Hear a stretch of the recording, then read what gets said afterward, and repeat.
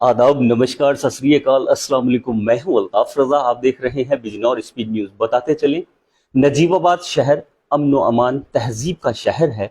अगर बात करें तो 1750 में नवाब नजीबुद्दौला द्वारा बसाया गया नजीबाबाद, जो कि माला नदी के तट पर है। और दुष्यंत जैसे कवि इस नजीबाबाद की अपनी पहचान रखते हैं। नजीबाबाद तहसील पूरे भारत के अंदर अपनी एक अलग पहचान रखती है। उसी क्रम में अगर बात करें तो आज नजीबाबाद के वाहिद नगर में बहुत ही वरिष्ठ समाज सेवी नदीम खान साहब के निवास स्थान पर आए हैं इंडियन रेड क्रॉस सोसाइटी के सदस्य रईस पठान साहब, जो कि हमेशा जनहित के लिए कार्य करते हैं। अगर बात करें तो गुजरात अहमदाबाद से रईस पठान साहब का ताल्लुक है। वहीं बात करें तो माननीय प्रधानमंत्री जी नरेंद्र मोदी जी और गृह मंत्री अमित शाह साहब के बड़े करीबी माने जाते हैं।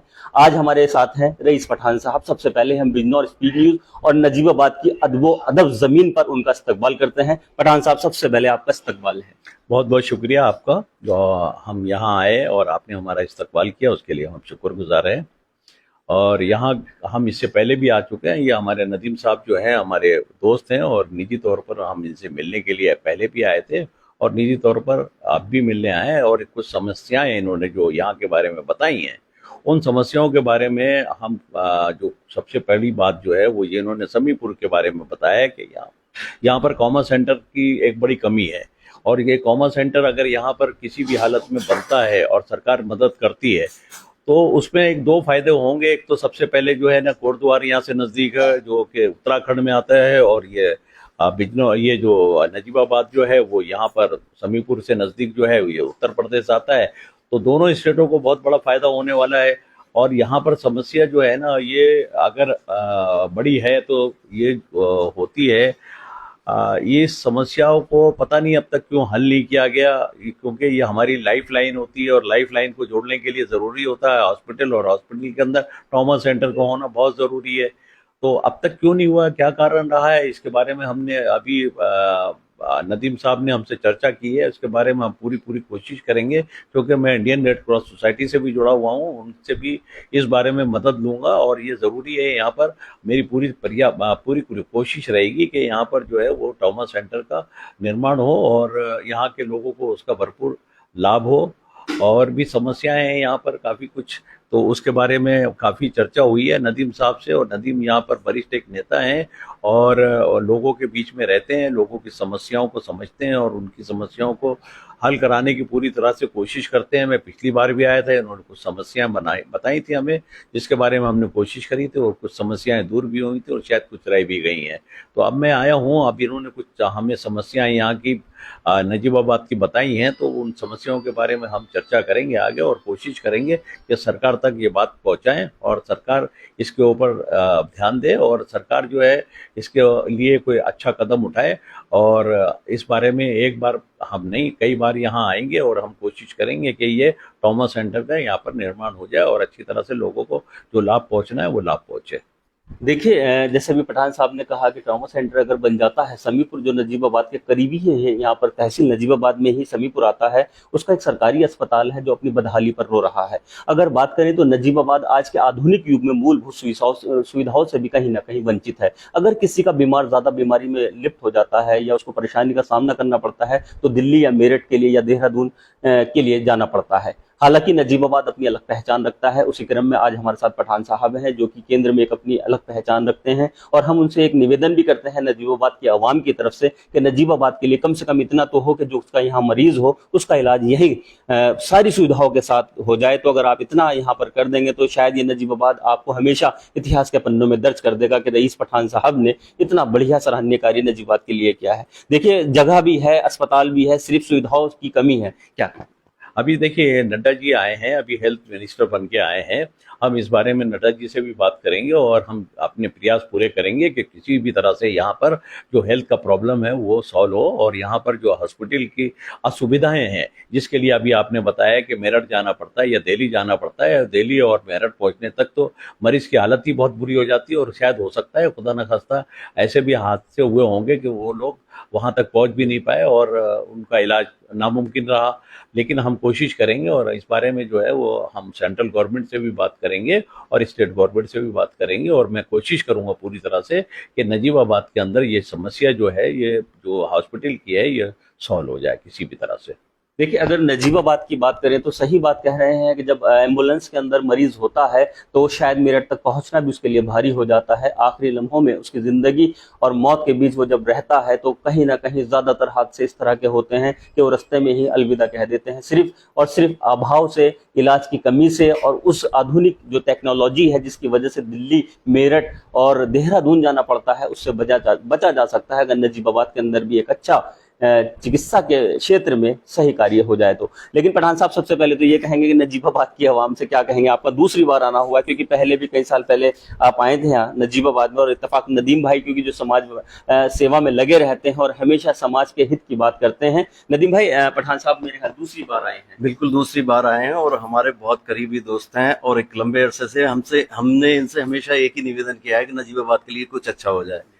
तो एक समीपुर ऐसी जगह है जो 10 किलोमीटर नजीबाबाद है, 10 किलोमीटर कोटद्वार रह जाता है, यानी कि माननीय मुख्यमंत्री जी हैं हमारे, उनका गृह जनपद भी पौड़ी है। तो दोनों राज्यों के लोगों को फायदा होगा अगर उसको ट्रांस सेंटर के लिए कर दिया जाए, उसको बजट मिल जाए उतना, तो जनहित के लिए एक बहुत बढ़िया प्रयास होगा। क्योंकि लोग सबसे ज्यादा हेल्थ से बहुत ज्यादा, एजुकेशन हुआ, हेल्थ, इस पे काम की बहुत ज्यादा जरूरत है। हम साहब से यही रिक्वेस्ट की है हमने, प्रधान साहब से, कि इस पे थोड़ी सी रोशनी डालें जो नजीबाबाद के लिए बहुत ज्यादा जरूरी है। और देखिए, नजीबाबाद उत्तराखंड और नजीबाबाद का द्वार है। अभी कांवड़ चल रहा है और जब कांवड़ यात्रा यहाँ से चलती है तो नजीबाबाद से ही होकर गुजरना पड़ता है हरिद्वार के लिए, और ये द्वार माना जाता है, कोटद्वार और हरिद्वार के बीच की ये जगह है नजीबाबाद। और अगर बात करें तो यहाँ के जो लोग हैं, अगर नजीबाबाद की सहूलियतें मिल जाती हैं तो उत्तराखंड वालों को भी कहीं ना कहीं सहूलियत मिलेगी, जैसे कि ये बिल्कुल 20 चाहूंगा कि हमारे यहाँ पर जो वोटर है, अवाम है, वो जनप्रतिनिधि को चुनकर भेजती है, इसलिए सदन के अंदर, वो दिल्ली का सदन हो या यूपी का हो, कि हमारी आवाज वहां तक पहुंचे। हमारी समझ के आम आदमी वहां तक नहीं पहुंच सकता है जनप्रतिनिधि के रूप में। तो ये जो समस्या है, ये आप हो, मैं हूं, मतलब माध्यम कैसा भी हो, मीडिया का माध्यम हो, ताल्लुकात का माध्यम हो, चीजें पहुंचनी चाहिए और लोगों को फायदा होना चाहिए। मेरा अपना यही कहना, और यही चीज मैं एक लंबे टाइम से कोशिश कर रहा हूँ कि हॉस्पिटल का कहीं सरकार को तो करना ही है। सरकार तक अगर हमारी आवाज बन के पहुंच जाती है, आपके माध्यम से पहुंच जाती है, प्रधान साहब इसमें मदद कर देते हैं, तो आने वाले टाइम में हमारे नजीबात को बहुत बड़ा फायदा होगा। बिल्कुल। देखिए, अगर केंद्र की ही बात करें पठान साहब, तो संचालित होता है नजीबाबाद जंक्शन रेलवे लगता है यहाँ पर, और क्योंकि आप केंद्र से जुड़े हुए हैं तो केंद्र से ही रेल संचालित होता है। अगर बात करें नजीबाबाद से, तो मुंबई के लिए आज तक यहाँ पर ट्रेन नहीं है, जो कि बड़ा एक विशेष मुद्दा है जनता का, जिससे जनता की एक, ये समझ लीजिए, बहुत जरूरत की चीज है। अगर एक ट्रेन का स्टॉपेज या एक ट्रेन बन के चल जाए तो इस पे आप जरा सा क्या कहें? देखिए, ऐसा है कि मुद्दे जो है वो आवाम उठाती है, जो मुकामी आवाम होती है वो मुद्दे उठाती है, और उन मुद्दों को अगर वो उन लोगों तक, जो जनता के प्रतिनिधि हैं, उन तक वो पहुंचाती है, और वो अपनी आवाज़ को कहीं ले जाके सेंट्रल में या स्टेट में उठाते हैं, तो उसका असर ज़रूर होता है। मुझसे अभी ये कहा गया आप लोगों के द्वारा और पब्लिक के द्वारा, ये बात कही गई है कि यहाँ पर सबसे बड़ी समस्या जो है वो हॉस्पिटल की है, और दूसरी समस्या ये बताई गई कि रेलवे की है सुबह। तो ये दोनों मंत्रालय अलग अलग हो जाते हैं। अब ज़रूरत इस बात की है कि जब तक कि बच्चा रोता नहीं है तो माँ दूध नहीं पिलाती है। अब सबसे पहले तो ये है कि नजीबाबाद के लोगों को लिख के ये देना पड़ेगा कि हमारी ये समस्या है, और ये जो है हेल्थ मिनिस्टर के लिए लिख के देना पड़ेगा, और ये दूसरी समस्या जो रेलवे की है वो रेलवे मिनिस्टर को लिख के देना पड़ेगा। हम आपसे वायदा करते हैं और नजीबाबाद की जनता से वायदा करते हैं कि हम ये बात रेलवे मंत्रालय तक और हेल्थ मंत्रालय तक हम पहुंचा देंगे, सेंट्रल में भी पहुंचा देंगे और स्टेट में भी पहुंचा देंगे। हम पूरी प्रयास करेंगे हर तरह से आपकी आवाज़ को वहां तक पहुंचाने की, और कोशिश करेंगे कि अगली बार जब हम आए तो आपकी ये समस्या का कुछ ना कुछ हल निकल जाए। तो आप जब तक कुछ नहीं कर सकते हैं, जब तक कि आज दौर जो है वो लिख कर देने का है, तो वो सब आप लिख कर दीजिए, लोगों के साइन लीजिए और वो हम तक पहुंचाइए। हम आपकी आवाज़ वहां तक पहुंचाएंगे, ये हम आपसे वायदा करते हैं। देखिए, जैसे कि पठान साहब ने कहा कि आपकी जो समस्या है उसको आप लिखकर हमें दीजिएगा। पूरी कोशिश की जाएगी कि केंद्र के अंदर उस आवाज़ को उठाया जाएगा। और यही नजीबाबाद की आवाम की आवाज़ है, जो कि अक्सर लोग, हज़ारों की तादाद में लोग कहते हैं कि नजीबाबाद के अंदर एक अच्छा अस्पताल मुहैया नहीं है। एजुकेशन की भी बात करते हैं, लेकिन उसी के साथ अगर एक ट्रेन भी, क्योंकि बहुत सारे व्यापारी मुंबई से जुड़े होते हैं, परिवार जुड़े हुए हैं, और जंक्शन नजीबाबाद जो कि नगीना, धामपुर, और अगर बात करें कोटद्वार के लोग भी, जो उत्तराखंड से बिल्कुल 20 किलोमीटर की दूरी पर हम नजीबाबाद में बैठे हैं, तो रेलवे जंक्शन से अगर मुंबई के लिए ट्रेन चलती है तो उसका कहीं ना कहीं आम जनता को फायदा पहुंचेगा। अगर बात करें पठान साहब की, तो वो नजीबाबाद से एक अलग ही मोहब्बत करते हैं। यही उसका सबूत है कि दूसरी बार वो नजीबाबाद आए हैं। नजीबाबाद के कैसा देखते हैं आप? देखिए, नजीबाबाद जो है ना, हम तो पूरे भारत में देखते हैं नजीबाबाद को, और बिजनौर जो है पूरी दुनिया में मशहूर है।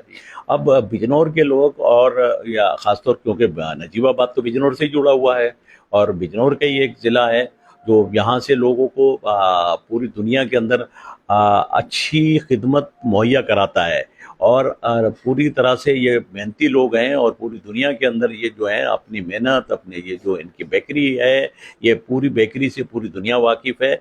शायद इस बेकरी का जो बेकरी का ये लोग काम करते हैं, प्रधानमंत्री और मुख्यमंत्री ने शायद उसका लुत्फ़ लिया होगा, और इनकी समस्याओं के बारे में जब उनको मालूम होगा तो ज़रूर इस पर ध्यान देंगे वो। देखिए, नजीबाबाद की बात चले और पश्मीना शाल की बात ना हो, क्योंकि नजीबाबाद का नाम पूरी दुनिया में पश्मीना शाल के नाम से जाना जाता है। यहाँ के हाथ के कारीगर होते हैं जो अपने हाथों से बहुत शानदार शाल बनाते हैं। उनके लिए भी कुछ ना कुछ जरूर होगा। लेकिन केंद्र से जुड़े हैं रईस पठान साहब, और दूसरी बार उन्होंने नजीबाबाद के अंदर अपनी दस्तक दी है। उनका इस्तकबाल है नजीबाबाद में, और भी बहुत सारी चीजें उन्हें लिखित में देंगे। और यही कहेंगे कि आखिर में पठान साहब क्या कहना चाहेंगे? आखिर में मैं ये कहना चाहता हूँ कि मैं यहाँ जब आया हूँ और आने के बाद में लोगों से मिला, और लोगों की दो समस्याएं मैंने सुनी हैं। एक साथ तो हर जगह बहुत सारी समस्याएं होती हैं, तो सारी समस्याओं का एक साथ तो हल निकलता नहीं है। ये दो मेन मुद्दे हैं। पहला मुद्दा तो ये है कि जो कारोबारी लोग हैं, क्योंकि कारोबारी लोगों को सरकार के साथ में जुड़ा होना पड़ता है, और कारोबार करेंगे तो ही टैक्स दे पाएंगे। तो कारोबारी लोगों का सबसे बड़ा मुद्दा जो है, यहाँ से बॉम्बे के लिए उनके लिए जो ट्रेन है वो सबसे बड़ा मुद्दा है। और नंबर 2 पर जो मुद्दा आता है वो हेल्थ का आता है, और जो हॉस्पिटल का मुद्दा है। इस मुद्दे के बारे में, दो मुद्दों के बारे में मैं ज़रूर आगे बात करूंगा, और बाकी और इसके बाद में ये मुद्दा हल हो जाने के बाद मैं और भी मुद्दे देखूंगा। इंशाल्लाह जहां तक हो सकेगा कोशिश करूंगा कि नजीबाबाद जो है वो, उसके अंदर जो परेशानियां हैं, जैसे अभी आपने एजुकेशन के बारे में बताया, तो एजुकेशन के भी मुद्दे हैं और भी मुद्दे हैं। तो एक एक करके एक एक मुद्दे के ऊपर काम करा जाएगा, और इसी तरह से एक एक मुद्दा जो है वो हल होता जाएगा। क्योंकि यहाँ समस्या रही है कुछ, मेरे ख्याल से यहाँ के स्थानीय लोगों के अंदर मैं ये कहूँगा कमी रही है, कि उन्होंने अपनी बात जो है ऊपर तक पहुँचाने में शायद कोई कमी रखी होगी, जो अब तक उनकी ये समस्या हल नहीं हो सकी। और अब मैं कोशिश करता हूँ, मैं और यहाँ के स्थानीय जो यहाँ के कार्यकर्ता हैं, जैसे नदीम भाई हैं, ऐसे लोगों की मदद लेकर, और इसमें कोशिश करूंगा इंशाअल्लाह ताला जो है ना उसमें कामयाबी ज़रूर मिलेगी। और अब की बार आऊँगा तो इंशाअल्लाह कोई ना कोई अच्छी खुशखबरी लेकर आऊँगा। देखिए, कहा है कि जो आवाज़ है वो अगर ऊपर तक पहुंच जाए तो उसमें यही कहेंगे कि कब कौन सी कहाँ कैसे बात कही जाती है, ये सलीका हो तो हर बात सुनी जाती है। हमारे साथ थे रईस पठान साहब, उनका इस्तकबाल है। और आखिर में नदीम भाई से भी पूछेंगे कि दूसरी बार उनके निवास स्थान पर पठान साहब आए हैं, क्या कहेंगे? देखिए, पठान साहब का बहुत बहुत शुक्रिया, इनकी मोहब्बत है कि वक्त निकाल के दिल्ली से आए हैं। मगर ये वादा है इनका जो इन्होंने कि अगली बार आएंगे तो जो हमने समस्या दी हैं उनमें से आपको एक समस्या के लिए खुशखबरी लेके आएंगे, ये बिल्कुल वादा है। बहुत शुक्रिया। अगर मैं बात करूं तो इस वक्त मैं वाहिद नगर में हूं, मेरे साथ मेरे सहयोगी फरमान शेख हैं। मैं आपको बताता चलूं, रईस पठान साहब जो कि केंद्र से जुड़े हुए हैं, और माननीय मुख्यमंत्री, प्रधानमंत्री नरेंद्र मोदी जी और गृह मंत्री अमित शाह जी के बड़े करीबी माने जाते हैं। और रईस पठान साहब ने जैसे कि बताया अभी कि दो मुद्दे नजीबाबाद के हैं। अगर बात करें रेलवे का मुद्दा, नजीबाबाद से मुंबई के लिए ट्रेन, जो कि एक जनता का एक बड़ा मुद्दा है। और दूसरा, चिकित्सा के क्षेत्र में अगर कोई बीमार हो जाता है तो उसकी बीमारी के लिए अक्सर बाहर जाना पड़ता है। उसी क्रम में यहाँ पर आप देख सकते हैं वाहिद नगर में नदीम साहब जो कि समाज सेवी हैं, वरिष्ठ, और उनके निवास स्थान पर दूसरी बार यहाँ पर रईस पठान साहब आए हुए हैं। लाइव तस्वीरें आप देख सकते हैं। अगर बात करूं तो मेरे साथ मेरे सहयोगी फरमान शेख साहब हैं। दूसरी मर्तबा यहाँ पर केंद्र से जुड़े हुए रईस पठान साहब। कम शब्दों में अगर बात करें तो जो नजीबाबाद की मूलभूत समस्याएं हैं उनसे अवगत कराया है। कोशिश करते हैं, जैसे कि उन्होंने कहा है कि अगली बार जब वो आएंगे तो कुछ ना कुछ खुशखबरी लेकर आएंगे। बस हमारा तो मकसद यही है कि जो जनहित की बात है उसको जो बड़े नेता हैं, जो बड़े पद पर हैं, उन तक पहुंचाना है। यही हमारा मकसद है, यही हमारा उद्देश्य है।